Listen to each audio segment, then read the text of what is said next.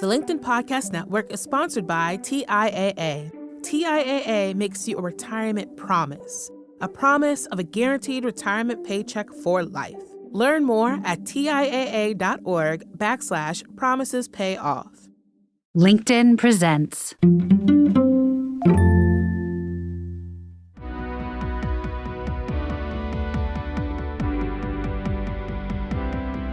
I'm Morra Aarons-Mele, and this is The Anxious Achiever, the show that looks at the intersection of mental health and work, and how we can all do both better.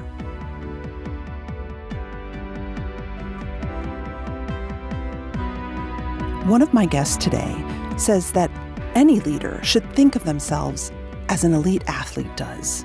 That's because elite athletes invest in every aspect of well-being: mental health, physical health, spiritual health, emotional health. The start of the new year has a lot of us thinking about performance. But I think that we need to look at performance in a much more holistic way than we normally do. And of course, I think that looking at performance through the lens of our mental health is really, really important. So I thought it would be a great time to revisit two of my favorite conversations with people deeply involved in the sports world and interested in mental health. First up, you'll hear my conversation with Toronto-based performance psychologist Alex Auerbach about how he views athletes' performance and how he helps athletes manage the connection between their mental and physical health. And then later in the show, I speak with former NFL star Ryan Mundy, who now runs a mental health startup called Alkeme Health.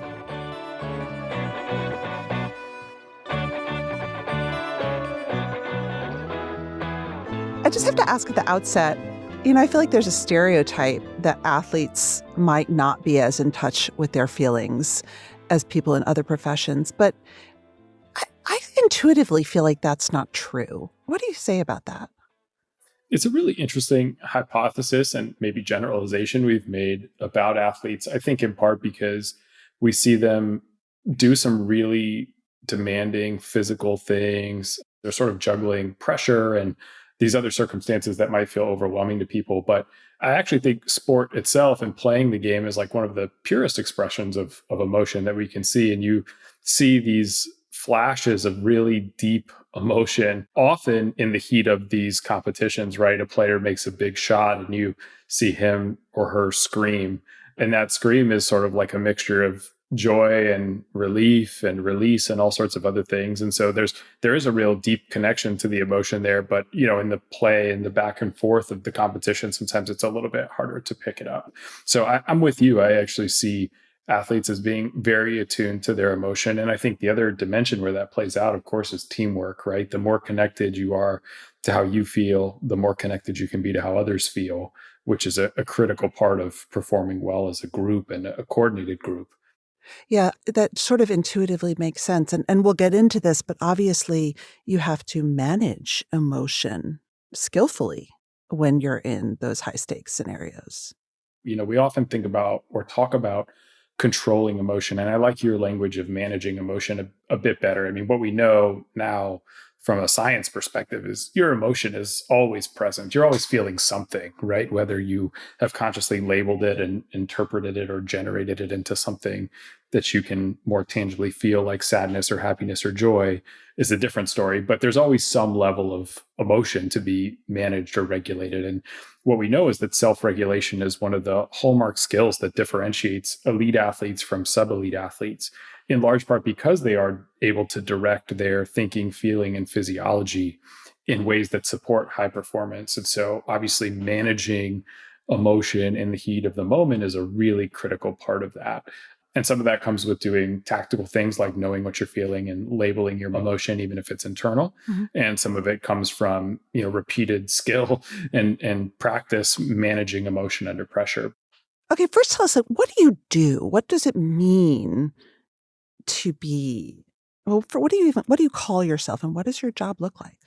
I'm a counseling and sports psychologist by training. I call myself a counseling psychologist or performance psychologist because I think performance psychology is a slightly broader umbrella than just sports psychology. And really, some of what I'm assisting with is performance on the court, and some of it is performance and mental health off the court. And so my role really looks like managing the full range of the human experience from mental performance, mental health standpoint. So that's everything from dealing with mental health concerns, things like anxiety, depression, gambling, relationship issues, all the way to optimal human performance and human flourishing. How do I get the most out of myself? How do I perform better at practice, perform better in a game, increase my confidence, and live the best version of my life that I possibly can? And so it's a fun, really cool role where I get to see the full range of what it means to be a human. And my role is really to walk alongside these elite performers and help them reach their goals and fulfill their potential and get to where they want to go. You call them elite performers. I don't think I've heard it put that way, but their job is to perform always at 100%, is it not? It is. Is that realistic? Yes and no. I think the way I've come to view it is you want to help them give 100% of whatever percent they have to give at any given moment. I think one of the things that's true of all elite performers, whether it's professional athletes or, high performance knowledge workers, folks like lawyers or physicians or parents, people who are dealing with an outcome that they really care about, they're not really ever at 100%, I don't think, once you get going into the thick of the season, right? The NBA, for example, has 82 games. It's highly unlikely that you're fully recharged 41 games into the season. It's not realistic when you're playing a game every other night and those games last 2 to 3 hours, and some might have overtime and some may not. And you've got travel and dealing with family and all these other things that, are part and parcel of normal life. Being at 100%, I don't think is always realistic. Of course, it's a great goal to have, right? We want to be the best version of ourselves and give ourselves the best chance to perform at 100%. But the reality is, most people I think are operating between 80 and 85% most of the time. And then the goal is to give 100% of that 80 to 85%. And the performers who can do that most often are those that tend to win and rise to the top of their field. That's super interesting. So it's not like we always say where you sort of leave it all on the field and you sort of magically get to 100%. What's the difference, and how do you coach them to find that sort of 80% that they can give and then work with that? Like, what's that process look like? That's a great question. I wish I had some really clear language to describe it for you.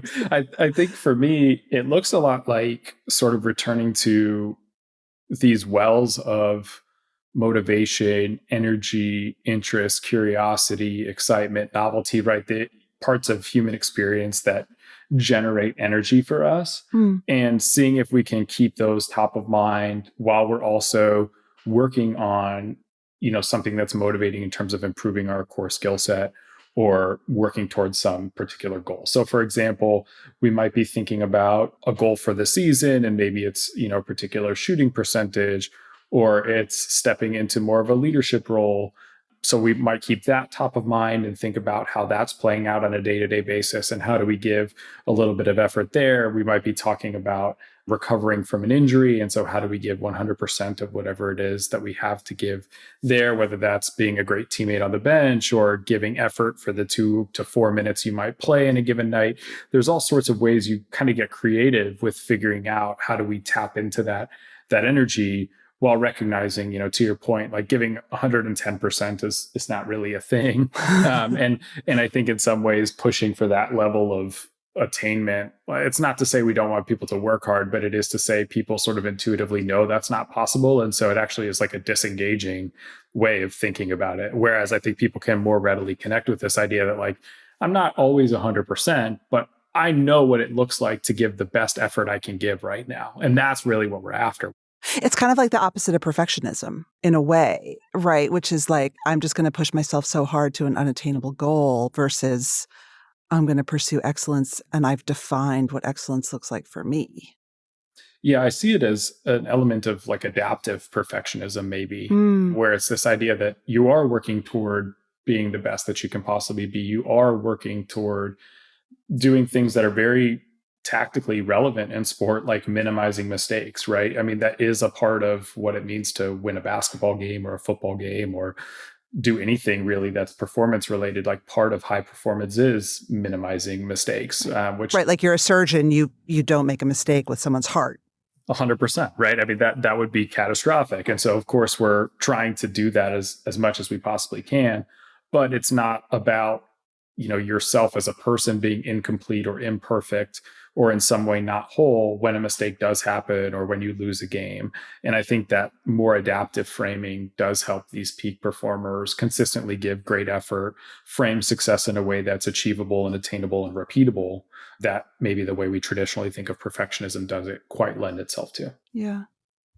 Something I'm really curious about your take on in your work is something I think is probably really relevant to the audience.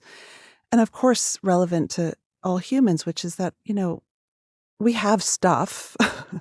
We may be in a fight with our partner. There may be family stress. Like, we have stuff that impacts our mental health negatively, but we still have to show up at work and give that, 85%. How do you work with players on that and that duality of life?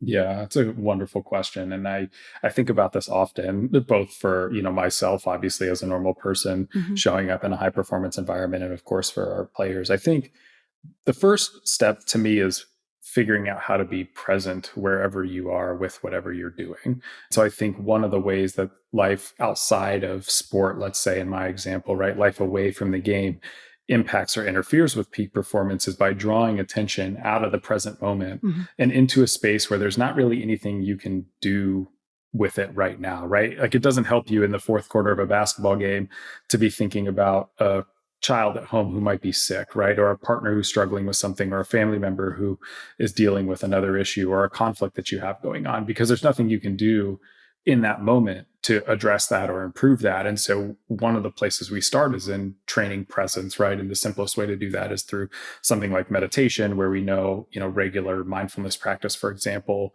does have some impact on our executive function and ability to direct attention. And we can see that at a brain structure level, which is really pretty cool. And so we start there. And then the rest of it is figuring out, essentially boundaries, right? Like, how do we create a bit of a routine to sort of make transition between work and home easier, or home and work, right? So it might be coming up with a simple way to write things down that you don't want to forget, so that you can leave that in the car and walk into the building and be fully present with basketball for 2.5 and 3 hours, and then go back to whatever it is you're dealing with at life, and vice versa, right? It's transitioning out of basketball and getting ready to go back to whatever you might be dealing with in normal life. So I think those would be the two elements I think about most, is the presence element, and then creating some routine around transition for yourself. And I think this is something that all people would do well to leverage more in their life. I think especially in the modern post-COVID era of back-to-back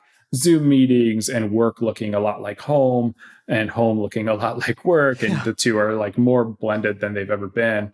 Having some routine to set yourself up for the right mindset to start working and to then transition out of work and into home life, I think are really pragmatic and valuable routines to establish that can help you be more present in both spaces. So for example, I know some entrepreneurs or high-level executives who, at the end of the day, they make their to-do list for the next day, they close their computer and they meditate for 5 minutes, and that becomes like the clean break from work. And then they leave their basement or wherever it is they've been working, and they go upstairs and interact with their family and are fully present there. And then, the same thing happens the next morning. They sit down before they open their computer, they meditate for 5 minutes, get themselves into the headspace for going to work, and then pop in and try to be fully present with that. I think those little things can go a long way to helping people compartmentalize and live with this duality. How do we connect that present moment with motivation? Because I think that's the tricky thing, right? When you're anxious or you're stressed out or you're depressed, the motivation can feel far away. And so it's hard to get into the present. It's hard to tap into that motivation. That's a super interesting framing of it. Can I ask you a question first before? So I think it's really interesting to think about motivation being far away. So like, where did you adapt that concept from, or how has that concept like manifested for you in a way that now it's so like obviously very prevalent in the way that you think about motivation and its presence or absence? But I think it's a pretty unique way of thinking about it. Oh, that's interesting. I mean, I literally see motivation as a physical thing that I tap into to deal with my anxiety because I wouldn't get through the day sometimes if I couldn't. And I think also just really having looked at a lot of acceptance and commitment therapy and the idea of always having your values to come back to, that's the kind of the way that I look at motivation. But when I'm in my anxious mind, there's just so much noise. It's like the motivation is literally far away. Or if I'm feeling depressed, it feels like I have to like trudge through cement to get to that motivation. Right? Where, you know, that feeling when you're in a peak performance mode, like the motivation's right there. It's like you and it are one. You are going for it. But when you're not in great mental health, it's like it literally feels far away. I think it's a really crafty. I like it. I really like the way that you're describing it. And I guess a few things. I love that you're mentioning acceptance and commitment therapy. That's the modality I was, primarily trained in, and so sort of like runs through most of my work. But one way I think about motivation that maybe resonates or maybe doesn't with what you're describing is I don't often think of motivation as lost, which I think is how people tend to frame it when they do feel like motivation is far away. They say things like, I have no motivation or I've lost motivation. And I often think of motivation as directed. And what I mean by that is when we feel like motivation is far away or like we've lost motivation, it might just be that we're more motivated to do something else. And so, you can start to think about something like anxiety or depression or the thinking patterns associated with those two mental health concerns as your mind and body sort of like directing your motivation towards something that feels more pressing. And part of your responsibility is to sort of think through like whether or not that's in fact true right now or not, right? So for example, you could think of depression as kind of an adaptive response in the sense that it's getting you to slow down. And part of your role is to figure out like what of that slowing down is related to things like a imbalance from working too much, and what of that response is, things like nutrition and self-care, and what of that response is relationships, all the things that make up this picture, this mental health picture that we have. And so when I would think about motivation being far away in that instance, for example, I think about being more motivated to rest, right? More motivated to rest and recover than I think about it as motivated to, having to find the motivation to keep going. And so I would use that, I guess, as a signal, right? Like this motivation being far away is telling you something about what it is that you need right now. And I would try to get curious about that. So in the case of anxiety, it might be getting curious about, what is drawing your attention to the future and whether or not that's something you can in fact control or influence right now, and whether or not that's even something you need to deal with right now, or if it's just, your brain's sort of natural protective way of trying to keep you on the lookout for things that maybe you don't need to be on the lookout for. And then again, working with those acceptance and commitment therapy principles, figuring out how do we maybe diffuse from those thoughts and let go of some of that, return to our values, return to the present moment. And so I think, those would be some of the things I'd think about in response to this idea of motivation being far away. I love your answer about bringing values into the here and now and thinking about what's really important. And I've been thinking a lot about kind of tangentially related to that, the idea of purpose or a central organizing principle for people. And I think, sometimes those two get kind of conflated, where we think about values as kind of like our, direction or the characteristics or qualities we want to embody regularly. I think of our purpose or central guiding theory as this sort of like big picture, what are we here for? And I think connecting with that regularly can often give us a little bit of the energy and the nudge we need to get going on something that's meaningful. And then importantly, it's recognizing that that meaningful thing that you're trying to be present for does not always have to be the biggest thing on your to-do list, right? Like if your central organizing principle is making mental health accessible for everyone, let's say, that doesn't mean that every day you have to do the exact same thing, right? You might only have energy some days to be fully present for, say, phoning a friend or sending an email. But those things count. And we tend to minimize those things. And so that's, I guess, where I would push is toward the small, simple steps people can take to stack their wins in favor of being present more repeatedly, even if it doesn't feel like the big thing you should be present for. I was thinking about how just as different people are motivated by different things, I would imagine that different athletes, certainly at the professional level, are motivated by different things. Do you help them look backwards as well as in the present and forwards? Absolutely. I think looking backwards is one of the places we start when we're working with figuring out, what motivates us or what drives us, or we're dealing with some performance slump or something like that, because it's one of the places where we can find why we started sport in the first place. What was it that got us into this and why are we doing what we're doing? That pretty quickly becomes obscured when you're struggling. You get really into problem solving mode. You get really into mitigating risk and minimizing mistakes. And in our terms, it'd be like playing not to lose versus playing to win. And I think we really want to stay playing to win as much as we possibly can. And part of that comes from being pretty deeply connected to why you're here and what your purpose is. And so, yes, we do look backward and think about, what was the origin story and how did you end up here? And was this always the goal? And what are you trying to accomplish with the platform you have? And then similarly to the future, like what will this mean when you're done? And what's the legacy you want to leave? And how do you carry that out each and every day now so that when you retire and you look back on your career in 20 or 30 years, you can be really proud of what you put on the floor and what you did outside of the arena to support the community and people you really care about. Do pro athletes get imposter syndrome? I think so. I think we all get imposter syndrome, in our own ways. I think pro sports is such a unique place that, you can like simultaneously feel like you've made it and like you're not there at all. Like if you get drafted Right. really early or you get drafted, at all, honestly, like there's a sense of having accomplished something huge that signals that you're now part of this really elite group of, a little bit north of 400 people, right? You're at the top 1% of the 1% in the world at this particular thing. And yet you may or may not make the team. You may or may not have a long career. You may or may not play. And that can lead to a sense of imposter syndrome. And so it is an interesting dynamic to think about. But I think it reminds me a lot of when people are starting a new job and they sort of lose touch with how they got the job in the first place after they've gone through the interview process. People often forget that they were given the job because they demonstrated something valuable and they showed why they belonged here. And instead they get wrapped up in, impressing people or whether or not they're doing a good enough job or do they fit in. And all of these, I think, are pretty normal human responses to a novel environment.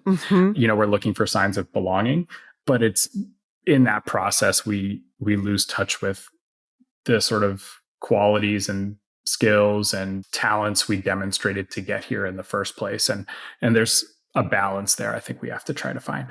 At the same time, I was thinking about the Celtics' recent losing streak. And, sometimes you start a new job and it's like you launch a product that fails. And how does your work help people play through the losing streak? I mean, when you're on game 5 of a losing streak and you're tired and you feel awful, like, what do you do? It's really hard. It's really hard work. I think it's sort of paradoxical, but I actually think the way out of the slump in these situations is to try not to try so hard.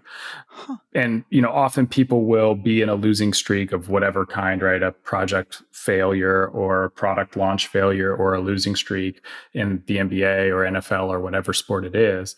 And the natural inclination is to just go harder. It's to keep pushing. Yeah. It's to squeeze tighter and tighter. And often in doing that, literally in sport, right, your muscles are too tense to execute as efficiently as possible. Your brain is not primed to be looking for the things it needs to be looking for to operate as efficiently as possible. And as a result, you end up compounding the issues that you're experiencing by virtue of trying to give more effort, essentially. And so what we try to do is kind of relax into the effort that we can give and be as consistent with the fundamentals of our game plan as humanly possible. So if we were to take that into the corporate space, let's say, it would be to not, have a product launch failure and then immediately bulldoze full speed ahead into the next product launch and, just go as hard as you possibly can and reduce your sleep and strip down your team members and try to go as lean as possible to get the new product out as quickly as possible to see if you can make up for it, right? Like that's a recipe for disaster. The smarter thing. It's what a lot of people do. Exactly. It's a very natural human response, right? Is like we feel embarrassed or ashamed. We feel disappointed. And one way that we think we can quickly resolve those quote unquote negative emotions is to just have a win. Yeah. Basically, it's to just quickly turn something around. But of course, like ironically, in that process, we end up undermining our chances of success again. And so in the losing streak, whatever it is, it's to try not to try so hard and to return to, the fundamentals of what got you to this position in the first place. The same thing would be true of an elite athlete as it would be of an elite executive or a parent. It's like you arrived here with some special set of skills that allows you to do this role at a high level. And though this one project didn't work out or this one outcome didn't turn out the way that you wanted it to, the best thing you can do is to try again with the same skill set and maybe try a slightly different strategy or call in for some backup or some additional help if there's a particular failure point you can identify, but it's not to overdo it and keep squeezing so tight. The LinkedIn Podcast Network is sponsored by TIAA. In the last 100 years, we've seen financial markets swing, new currencies come and go, decades of savings lost in days, all showing that a retirement plan without a guarantee, quite simply, isn't enough. So more than a retirement plan, TIAA makes you a retirement promise. A promise of a guaranteed retirement paycheck for life. A promise that pays off. Learn more at TIAA.org/promisespayoff. I would also imagine that there's much to learn for teams at work from teams in sports. Because, you're traveling on a plane together. There's a lot of relationships involved. Do you have group sessions or do you just work individually with athletes? Everywhere I've been, I think good working with the team is a part of working with the individuals, if that makes any sense, right? And in the sport world, and like you said, in the corporate world, like teamwork now is just such a critical part of everything that we do that it's almost impossible to work effectively with an individual without having some understanding of the team and the team dynamic. And I'm a really big believer in the role environment plays in influencing behavior. I think it's something we've overlooked a lot in the field of psychology generally, is we've, historically been really focused on like an N of one and how we resolve really particular syndromes and not really looking at like structural or environmental issues. And that's starting to change. And I won't get on that soapbox too much. No, that's a good soapbox. You can get on that soapbox. Well, I think the short answer to the question is, of course, I think the teamwork is really important. And some of the most fun I've had in my career, whether it's here in professional sports or when I was working in elite college sport, is having the opportunity to work with a group of players, because it's a really unique experience to be spending time with people who have a shared goal and a shared vision, but also have unique personal values and motivations and characteristics that they bring to the table, some of which interact well and some of which don't interact so well. And you've got to kind of figure out, like, how do you mold those pieces to fit together in service of that larger goal? And that, I think, is a part of what it means to be an elite corporate team too, right? You're dealing with the same things. You're dealing with team members with different personalities and people who have different motivations and levels of engagement at work. And all those things still have to come into alignment for the team to deliver the best possible result. Right, because we all know that you can be amazing at what you do, but put you on the wrong team, or if you're oil and vinegar with your boss, right? Like, you're not going to be amazing. Yeah, I think that's such an important insight, which is some of what I was getting at in the last few moments, is this idea that, your environment does have a really big impact on your performance. And your environment can be kind of your work culture or organizational culture. Your environment can be your workplace setup. Your environment could be the actual city that you live in, right? There's all these layers to it, but ultimately all of those things impact how we feel and, as a result, how we perform. And so you've obviously heard a lot about things like psychological safety and trust in the last few years, particularly as teams have transitioned to remote work. And those same principles are true in sport, right? The best athletes, the best coach-athlete relationships you see tend to map onto the really high-performing teams. We heard a lot in the end of the Tom Brady and Bill Belichick saga, for example, to go to Boston sports, about some of the fracturing between those two. But there must have been some reality that their relationship was very effective for a really long time for them to win as many games as they did. It's not an accident. No. And so I think sports does show us exactly what's possible when you have, players who move to new teams and are immediately successful or immediately unsuccessful as a result of the change of environment. What I will say that I think is important for people to recognize, and is one of the things I work a lot with all elite performers, not just athletes, is the idea that you as an individual can also shape your environment. And so I think sometimes we kind of take a back seat. Like, we think of the environment as a place that we just walk into and it exists. Our work environment, our work culture is just here, and I show up and that's the experience of the culture that I have. But the reality is, like, you as an individual, you contribute to that culture. You bring something to that workplace or to that environment that either facilitates or perpetuates the same dynamic continuing, or could potentially slow this dynamic down. And we see this at a really young age in humans, right? Like, one of the most simple examples to give is babies. And I have a 14, I guess she's a little older than that now, 4-month-old daughter, 16-week-old daughter now. And babies do this, shaping their environment almost immediately.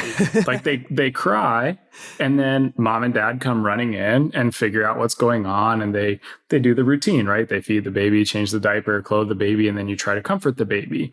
But in a really simplistic example, that is the baby shaping the environment, right? If the baby did not cry when she was hungry or upset, right, then we would never know, and then she would feel untended to.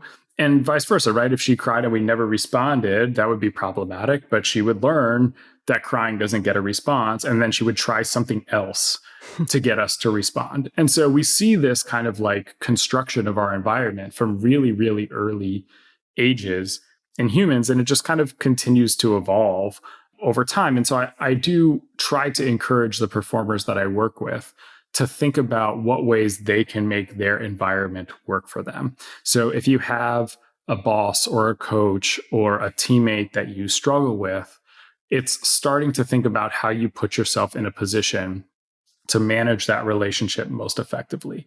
And it might be having the difficult conversation and airing whatever the problem is so that we can work through the conflict together and arrive at a good resolution. It might be withdrawing some and putting your energy into a new relationship that you think can ultimately further enhance your performance and help you. But there are lots of ways we can shape the environment to be more beneficial for us. I love that. It's funny to me, though, that I feel like the public gravitates often towards the diva or the, the person who, frankly, does not seem like they'd be a great team member, but they become a star. Like, that must be a hard dynamic to manage when you're also trying to create a great team. To the point of being a star, to make it to the NBA, of course, you would be a star in any other realm. Like, do you manage people's expectations around the fact that, they may be a great sixth man, they may not be a, quote, star, but they can still have an amazing career? Yeah, I think part of all of our roles as support staff in sport, whether it's the sports psychologist or anyone that's not really the head coach or lead management, is to help players figure out how to maximize their individual potential in the context of the current team. And so on most teams, there really can only be one or two true stars, but that doesn't mean that you are not valuable. And I think that's where people tend to go sort of naturally is if I'm not the number one player or in the starting five, then I'm inherently less worthy as a basketball player than the next group of five. And I think what you want to try to do is help people appreciate that they have a unique role that adds value to the overall team. And the way that you sort of help them think about it is we all win together, right? You see this time and again in professional sports. You see the backup quarterback or the sixth man sign a big contract because they've been part of a winning team. And so you've got some data that supports this idea, right? That just being part of a good team and playing your role really well will lead to also you having good experiences individually. But people often fear that, right? People are afraid that if they're not the star, they'll never max out, say, their contract value or their lifetime earnings. And it's maybe true that you won't earn as much as the true superstars in the NBA, But it's not necessarily true that you wouldn't earn the max that you could possibly earn in your career. And that's what you, I think, try to orient people toward, is the idea of being the best version of themselves, because there are only so many, let's say, 7-foot plus players, right? There are only so many players that, went to a blue blood school and were drafted in the first 5 picks, which changes all your earning potential down the line, right? There's just these variables that you can't necessarily change or control that still influence your overall outcome. And so you want to try to orient a little bit away from that and back towards the things that will be, 1, most meaningful for them, and 2, most controllable or influenceable for them, so that they can be the best that they can be. I love that. That's great advice for anyone who's feeling FOMO and watching someone else on LinkedIn get an award or something, right? Yeah. We're all running our own race, right? Like that's the goal. We're all running our own race. And the more people that I think do that, the more you'll find your own rewards too, right? The more you're focused on what's really meaningful for you, the more rewarding it'll feel. And that LinkedIn award won't matter so much. What do you take away that you've learned from the players and the athletes you've worked from that you apply in your own day-to-day life? The thing that I think most often I'm struck by, and is a lesson that I find myself coming back to again and again, is how well these athletes seem to just go about their business and do what they need to do without looking too far ahead into the future. So one of the things I'm personally guilty of is thinking about what could be next. It's like, well, what if this happens? Or what if that happens? You're an anxious achiever, Alex. I am an anxious achiever. And I'm okay with that. And I think that's probably served me well in some ways. But in other ways, it means that I also struggle with some of these elements of presence that we've talked about.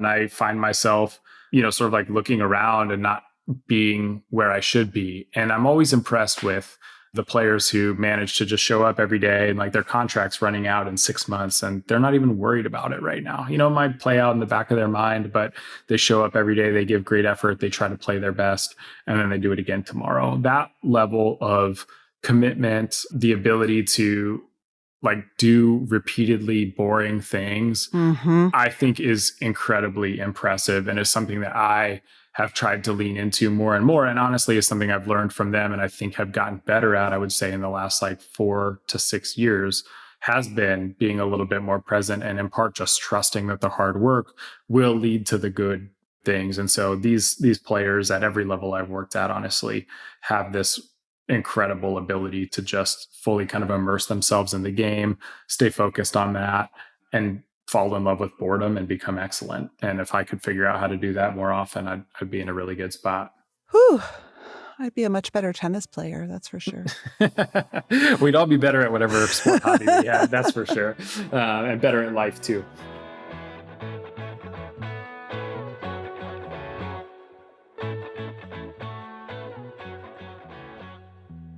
Next, my conversation with professional football player Ryan Mundy. He played 8 seasons in the NFL, including with the Pittsburgh Steelers, where he won a Super Bowl, and Pittsburgh is his hometown. He went on to become an investor and now runs Alkeme Health, an online platform to help eliminate health disparities in the Black community. I started by asking Ryan about when and why he decided to walk away from the NFL. I left because I was injured. Principally, but I think my body was telling me something. I played football for 24 years in total. I started playing football when I was 7, and I didn't stop until I was 31. That's a long time to do anything, but particularly running into people during that time.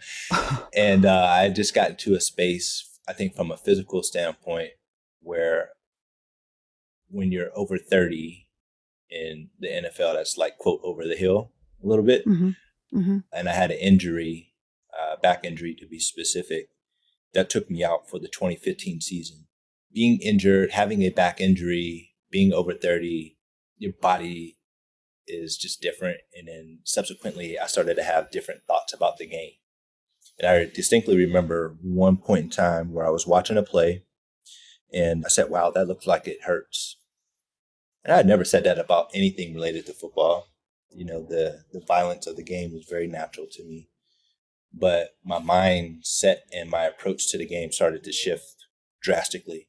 And I always knew that once you, quote, started to, I guess, check out mentally, it's really, really hard to commit to the game and what it takes on a daily basis to be a professional athlete. And so that was like kind of the genesis. I committed my life to the game, and it did a lot of great things for me, but I was at the end of the road and I didn't know what to do with that. I didn't know how to manage that. I wanted to walk away from the game on my own terms. I didn't want anybody to tell me like, hey, you're no longer welcome here. And so all that context during the 2016 offseason, I just said, I'm done with football.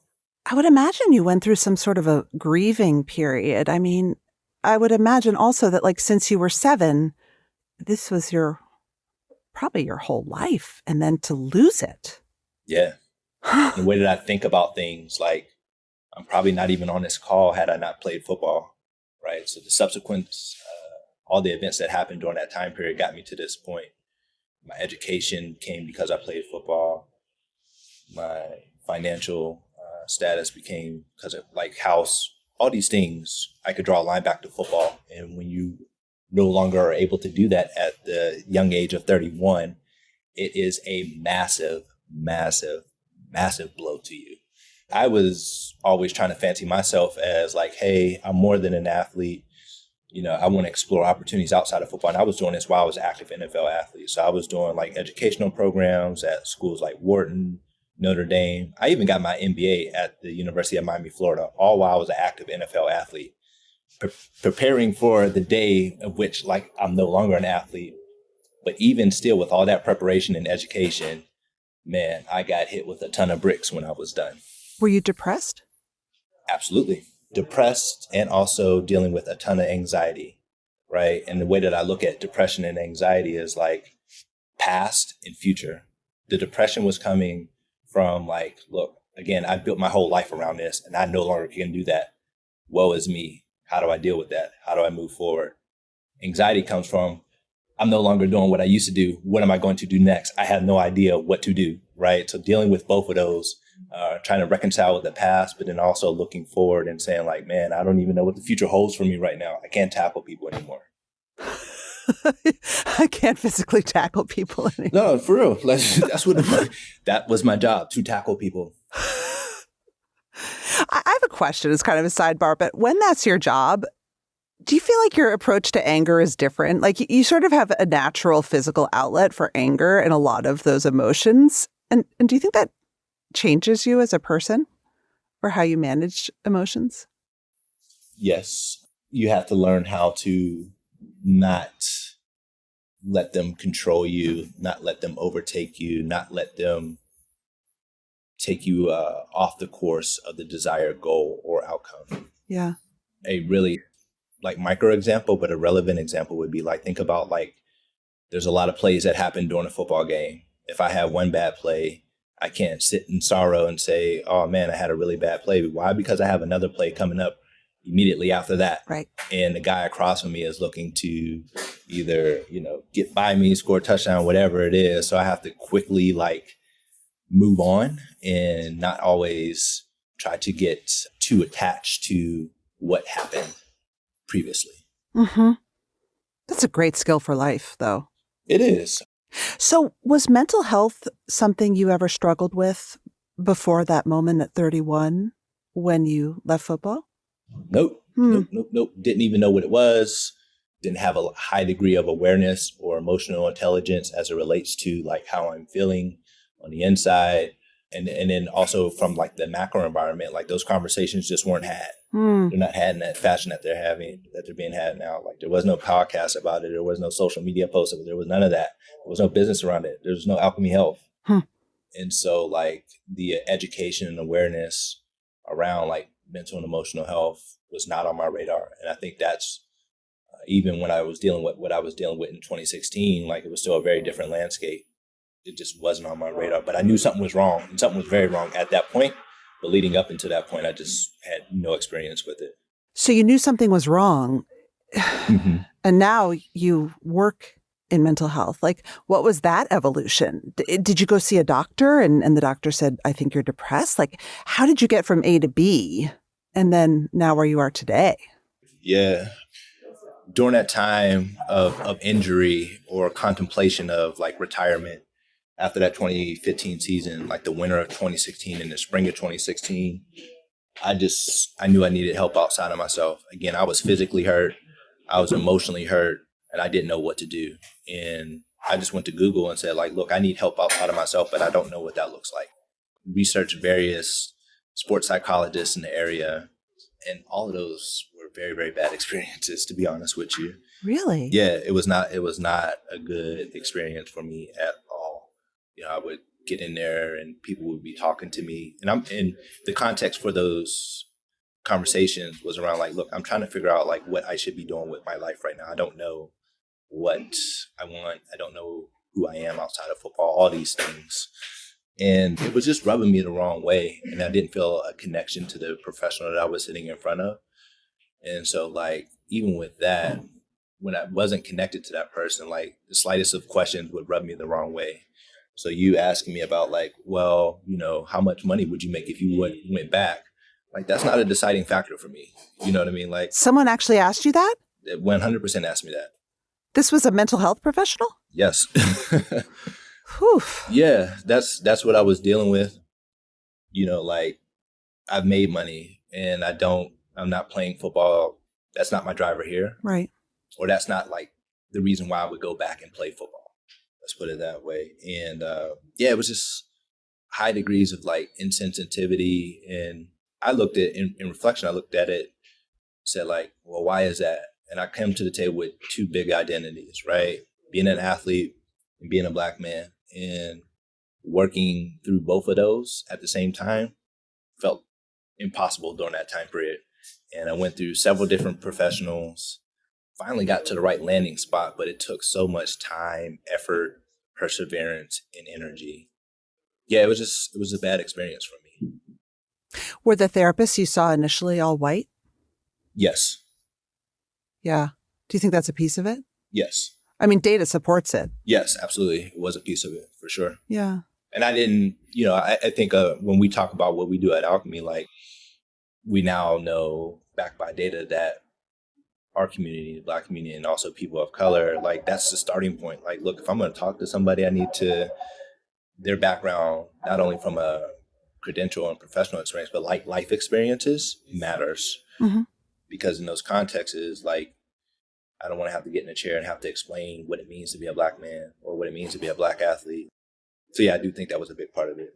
So it sounds like all those bad experiences and then ending in a right experience spurred you on. How did you know that right experience was right for you? And what happened when it was right? Yeah, I just started to feel different, noticeably on the inside, but then also with how I was engaging with those who were around me in the relationships in my life. I started to see noticeable improvements and changes there. And that was a huge sign for me, because I was just kind of walking around, an illustrative example, like a zombie, like didn't know what to do, didn't know where I was going. I was highly, highly active. And that's one thing about me. Like, I've always been like high functioning, and you would never know, like, I'm going through what I'm going through on the inside. Externally, like, I was out in the world, you know, making startup investments, networking, going across the country, all these conferences. You'd have looked at me and said, like, damn, Ryan, you're crushing it in life after football. But on the inside, I was struggling. And to answer your question again, it was just like more so around like the direct relationships that I had with my family, how I was feeling on the inside, that ultimately started to turn a curve for me. But it was a degree of ownership, because I was feeling sorry for myself a lot too. But I really had to find like my groove as it relates to like, who is Ryan Mundy when he is no longer an athlete? And how is he taking care of himself? What does his routine look like? How is his relation? All these things I had to kind of like right size or get back into place for this next chapter of my life. Let's talk about routine for a second, because I think routine is really, really important when you're managing depression and anxiety. And you lost a routine that I would imagine felt like home for you, right? When you're an NFL player, when you're a professional athlete, even when you're a serious high school and college athlete, like, routine is probably everything. Absolutely. I didn't realize it at the time, or how much I was dependent on it. But, you know, as an athlete, like your whole life is planned pretty much. And you just kind of just show up, right? You don't have to think about like the scheduling, the organization of your time, how to best utilize it. Somebody else is doing that. And you just follow the schedule. And when that rug is pulled from under you and you no longer have somebody doing that for you, it's like, oh, you know, like, what do you mean? I got to do this on my own now? I have to create my own routine. Like, you know, I have to do all these things. That I think was a really, really important part of the equation as it relates to like kind of getting back to self and moving forward. How did you start to put that together again? I just looked at what worked for me in the past. You know, like what made me feel alive? When was Ryan Mundy at his best? And what are the elements that I could pull forward from that? Because again, everything wasn't great during that time, right? There were things that I didn't like. There were things that hurt me, so on and so forth. But I was trying to find the things that I could pull with me forward to help maintain that. Like what? Working out. Mm-hmm. I always thought that like I would never not be in the gym, but there was a period of time, years almost, where I was like, man, I hate the gym. It's a struggle to work out. I don't want to go, you know, and I never thought that that would be me. Why? Because I had been going to the gym my entire life. Like I know exactly what to do in the gym each and every time, but I got to a point where I didn't feel like it. I didn't want to do it. I was working out every day for 24 years. Right. And so when you go from that and like getting massages twice a week, I mean, the whole nine, and just using all this high technology, fancy equipment. And then you go from that to not doing anything. Boy, that is, the pendulum has swung all the way in the other direction. And not only was that affecting me physically, you know, I lost, almost 25 pounds. Really? Yeah. And I was a big guy back then, right? I was a big muscular guy, but I was 215 at my max, and I got down to like 185. And it was an unhealthy 185, right? Like people talk about, no, I was not in a good space. Why? Because I wasn't taking good care of myself. Yep. Why? Because I was depressed and I was anxious, all these other things, right? And so finding myself in the routines in which I was the best version of myself to date was really important to me. And it was oriented around working out, diet, hydration, and all these things that I know how to do. Like I know better. Why am I not doing these things? I really had to sit down with myself and have that moment. What about therapy and medication? I didn't go into like traditional medication. During my time as a professional athlete, like I had never consumed cannabis, but it's legal here in Illinois. And I thought, okay, well, let me read up on some of these benefits, see if it works for me. So from a medication standpoint, I got on like a cannabis routine that kind of helped ease some angst, anxiety, etc. And from a therapy standpoint, I continued to see professionals in different like spaces with different expertise, but it was really like I took a high degree of just like ownership on myself for like learning and exploration. Like I'm a wanderer. I like to get out there, figure things out. And that was really, really what helped me, particularly this book called The Power of Now. Eckhart Tolle? Yeah, it was life-changing, like quite literally life-changing for me. It's a book that I studied to date and really try to implement into my life as a practice. Like I'm not consuming a bunch of information or reading a ton of books. I'm just reading that and I'm studying that. That's how important it was for me to like apply those principles to kind of help me move forward and navigate life in this new phase. So what is your new phase? What are you doing now? Yeah. So now I run a health and wellness startup called Alkeme, and we are a digital mental health and wellness platform specifically designed for Black culture. We create tools, information, resources that show up in the form of mental health video courses, mindfulness practices and meditations, and also host live group experiences on our platform. And the genesis of the company, again, was spurred by my life experiences, but particularly that time when I was talking about where I was searching for something. Yes, I needed in-person help, but I wasn't always in front of a therapist. And again, like I was always wandering, searching like, where's an app that I could use? Where's some tools? Where's some resources that speak to me? I didn't see any of those. And again, we never had those conversations in our community, in my house, etc. And so I quickly realized like there's just an awareness and an education gap for folks who look like me. And particularly during my time, I couldn't buy my way to help. And so I'm sitting here saying like, look, if I'm financially in a good spot and I can't get the resources that I need, then what's going on for folks in the south and west side of Chicago, north side of Pittsburgh, east side of Detroit, right? And that's where all my family is. And it was at this time too, my family was just going through a laundry list of chronic disease and illness. Type 2 diabetes, amputations, cardiovascular disease, heart attack and stroke. The list goes on and on. And this was all happening while I was dealing with the issues that I was dealing with on the inside. So I briefly mentioned that I was in the investment space, the startup space. And so I was aware like, okay, venture capital, startups get funded, they get money. And I was seeing things get funded. I was like, okay, that's cool. But I don't see anybody solving my problem or my family's problem. And I deem that to be a very, very big issue. And, I just got the gusto in 2020 to say like, look, I'm going to start this company and I'm going to create generational health. Why? Because I don't see anybody else doing it in the way that I think it should be done. So that's the genesis of Alkeme. I just want to close out here by asking you what you're most proud of about Alkeme. What gap you think it's filling that makes you really proud of this work? What I'm most proud about, and there's different answers for both of those questions. Okay. What I'm most proud about is doing it. Mm-hmm. Quite literally taking an idea that I had in my brain, said, I'm going to do this. Huh. That's incredibly terrifying, scary. But the simple art is in the start. And the power of the start and just saying like, look, I'm going to do this. I'm very, very proud of that because it is a big, ambitious goal. And I'm walking around saying, I want to create generational health for Black culture. And I want to see a world in which Black health disparities are non-existent. I don't know a lot of people are walking around saying that. And so that in and of itself, I am very, very proud that I'm on that path day in and day out. And that translates to the response of the community.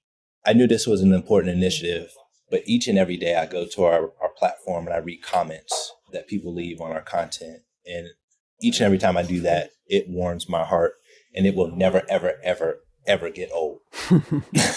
Just thank God for Alkeme. Like I've prayed for something like this. I mean, the list goes on and on and on and on and on. And so that's what I'm most proud of. The gap that we feel in the space from like a opportunity perspective is what we're doing here at Alkeme is we're building trust and relationship with a community that has been underserved, under-researched, mistreated, abused, you name it, for 400 plus years. And principally, that's the reason why our community is at an outsized risk for every chronic disease and illness in the book is because, quite frankly, our community does not trust the healthcare system, and particularly the mental health care system. And so we take the approach of like, look, we need to build trust, we need to build relationship, and ultimately, by doing that, we will improve health outcomes and mental health outcomes. And so that's a gap that we're solving for, and we are really, really proud of the work that we do day in and day out.